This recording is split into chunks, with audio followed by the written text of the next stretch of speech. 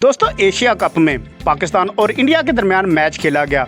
इस मैच में पाकिस्तान के हारिस रऊफ और इंडिया के उभरते हुए नौजवान बल्लेबाज अभिषेक शर्मा के दरमियान फड्डा देखने को मिला। अभिषेक शर्मा और हारिस रऊफ ग्राउंड में ही एक दूसरे को गालियां देना शुरू हो गए, लेकिन अंपायर ने इन दोनों के दरमियान मुदाखलत करके मामले को रफा दफा कराने की कोशिश की, लेकिन इंडिया के शुभमन गिल ने इस मामले में एंट्री मारी और हारिस रऊफ के साथ बदतमीजी करना शुरू हो गए।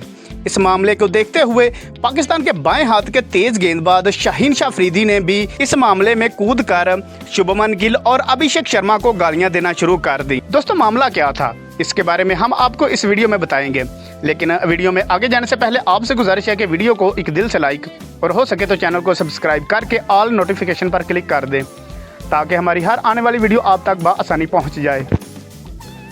दोस्तों, ये मामला उस वक्त शुरू हुआ जब बैटिंग कर रहे थे शुभमन गिल, जबकि बॉलिंग करवा रहे थे हारिस रऊफ।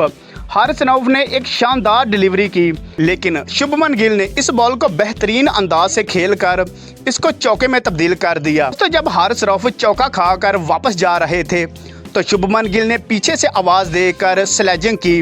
हारिस रऊफ ने मुड़कर शुभमन गिल को गालियां देना शुरू कर दी। इस मामले में कूदते हुए अभिषेक शर्मा ने भी हारिस रऊफ के साथ बदतमीजी शुरू कर दी, लेकिन हारिस रऊफ ने अभिषेक शर्मा को आड़े हाथों ली, उसको भी गालियां देना शुरू कर दी।